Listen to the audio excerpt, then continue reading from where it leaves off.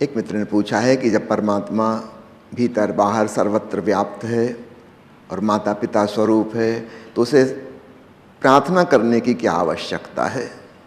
क्या कोई पिता अपने पुत्र का अनिष्ट चाहता है? दुनिया में जिस प्रकार की प्रार्थनाएं चल रही हैं, निश्चित रूप से उन पर यह सवाल लागू होता है। ये धर्म ग्रंथ, धर्मगुरु और शास्त्र हमें सिखाते हैं कि परमात्मा हमारी माता पिता तुल्य है। निश्चित रूप से क्या वह हमारा कुछ बुरा करेगा? और क्या हम उससे प्रार्थना करेंगे, निवेदन करेंगे तो इसलिए वो हमारा भला करेगा? यह बात ही बड़ी मूर्खतापूर्ण लगती है। मैं आपसे निवेदन करना चाहता हूँ, सद्गुरु ओशो इस प्रकार के परमात्मा की धारणा के खिलाफ हैं और इस प्रकार की प्रार्थनाओं के खिलाफ हैं।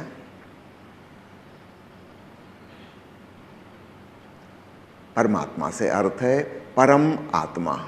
आत्मा यानी सेल्फ, स्वयं की चेतना। अपनी ही चेतना का जो परिष्कृत रूप है, परम रूप, उसका नाम परमात्मा। निश्चित रूप से वह सर्वव्यापी है, सबके भीतर भी वही है। जो मेरे भीतर है वही आपके भीतर है, वही 7 अरब इंसानों के भीतर है, वही सारे पशु पंछियों, मछलियों, पेड़ पौधों के भीतर है। वह चैतन्यता, वह कॉन्शसनेस। निश्चित रूप से इससे तो कोई प्रार्थना करने का मतलब नहीं। यह तो हमारा स्वयं का ही स्वरूप है। वो कोई हमसे भिन्न थोड़ी है जिससे हम कुछ मांगें और गिड़गिड़ाएं और रोएं और हमारे दुख देख के वो प्रभावित हो जाएगा। ये तो हमारा ही स्वरूप है। तो फिर प्रार्थना का क्या अर्थ? सद्गुरु ओशो की भाषा में प्रार्थना का अर्थ है धन्यवाद का भाव। यह प्यारा जीवन हमें मिला, याद रखना, बिना मांगे मिला है। जो मांगने से मिले उसका नाम है भीख, जो बिना मांगे मिले उसका नाम है उपहार, गिफ्ट।